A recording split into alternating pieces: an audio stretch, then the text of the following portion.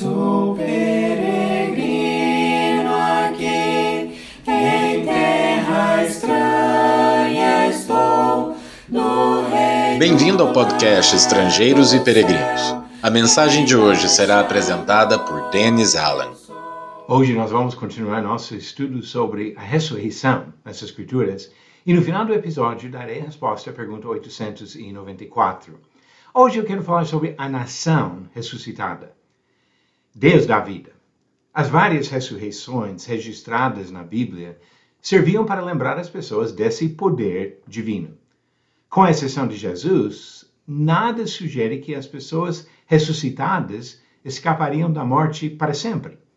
Viveriam o resto de uma vida normal para morrerem outra vez.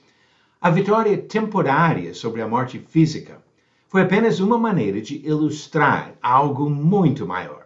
O poder de Deus para realizar um outro tipo de ressurreição. Temas de vida e morte foram sempre ligados à relação dos homens com Deus. Quando o Senhor libertou o povo de Israel da sua escravidão no Egito, ele chamou esses descendentes de Abraão a serem um povo especial e disse, em Êxodo 19, versículos 5 e 6, agora, pois, se diligentemente ouvirdes a minha voz e guardardes a minha aliança, então sereis a minha propriedade peculiar dentre todos os povos, porque toda a terra é minha. Vós me sereis reino de sacerdotes e nação santa. São estas as palavras que falarás aos filhos de Israel. Moisés orientou os israelitas sobre uma maneira impressionante de frisar a diferença entre dois caminhos. Um que levaria à vida com Deus e outro que terminaria na morte da separação de Deus. Ele mandou que dividissem a nação em duas partes sobre duas montanhas, Gerizim e Ebal. As 6 tribos no monte Gerizim repetiriam as bênçãos preparadas por Deus para seu povo. E as outras 6 tribos no monte Ebal pronunciariam as advertências sobre maldições que viriam se fossem desobedientes. Leia o relato dessas mensagens fortes em Deuteronômio 27 e 28 para entender melhor. Depois dessas instruções, Moisés resumiu bem a escolha diante dos israelitas no capítulo 30, versículos 15 e 19. Vê que proponho hoje a vida e o bem, a morte e o mal. Os céus e a terra tomam hoje por testemunhas contra ti, que te propus a vida e a morte, a bênção e a maldição. Escolhe, pois, a vida, para que vivas, tu e a tua descendência. Mas eles escolheram mal. Ao longo dos séculos seguintes, o povo escolhido por Deus e privilegiado com uma terra especial foi desobediente ao Senhor. Praticou imoralidade, injustiça e idolatria. Deus mandou repetidos avisos por meio de profetas fiéis, mas persistiram no pecado. Deus mandou outras nações para castigar a nação rebelde. Muitos morreram e outros foram levados ao cativeiro. Ezequiel foi um dos vários profetas que avisaram e comentaram sobre esses castigos. Ele descreveu o sofrimento e morte dos habitantes e a desolação da terra que Deus havia dado ao seu povo. Encontramos um exemplo disso em Ezequiel 33. Viria sobre a nação a consequência do seu pecado, a morte. Depois de anunciar a destruição da nação, Deus começa a falar da sua restauração. Ele disse em Ezequiel 36, versículo 24, tomar-vos-ei de entre as nações e vos congregarei de todos os países e vos trarei para a vossa terra. Para uma nação devastada por causa da rebeldia, esta mensagem de misericórdia parecia impossível de se acreditar. Seria possível ressuscitar a nação? Deus respondeu com uma visão profética impressionante em Ezequiel 37.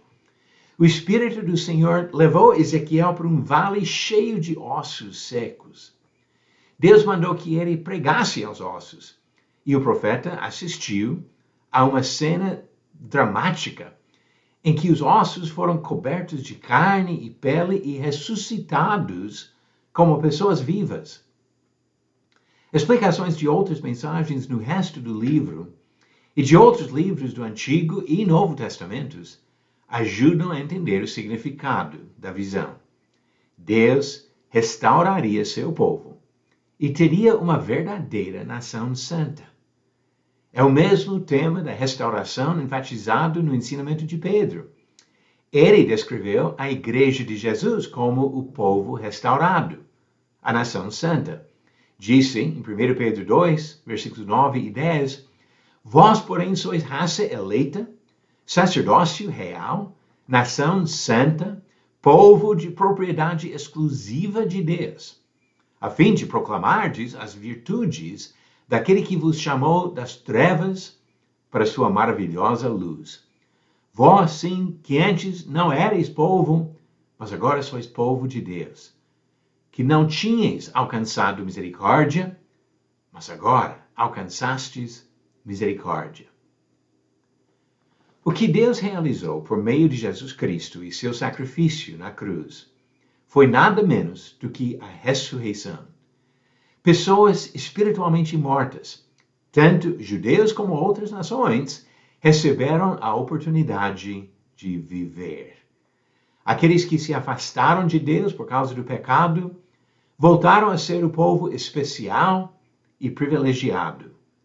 Como Paulo disse em Tito 2, versículo 11, porquanto a graça de Deus se manifestou salvadora a todos os homens. Agora vamos às perguntas bíblicas do dia. Pergunta 894. O que Paulo disse que os gálatas estariam dispostos a fazer por ele? Alternativas. A. Dar todos os seus bens materiais. B. Morrer em seu lugar. C. Arrancar os próprios olhos e dar a ele. Ou D. Lavar os seus pés. A resposta certa, alternativa C. Arrancar os próprios olhos. Diz Gálatas 4, versículo 15. Porque posso dar testemunho de que, se fosse possível, vocês teriam arrancado os próprios olhos para me dar. Paulo evidentemente teve um problema nos olhos e esses irmãos de Galácia estavam dispostos a fazer de qualquer coisa para ajudar o apóstolo Paulo. E a pergunta 895 vem da história do Antigo Testamento.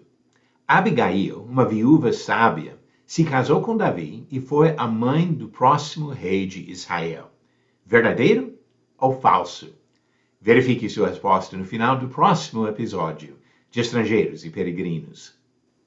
Deus dá vida, e Ele dá vida de fato, vida nova para as pessoas que se convertem a Ele. Jesus veio por esse motivo, e nós precisamos aproveitar a graça e misericórdia do Deus que vivifica.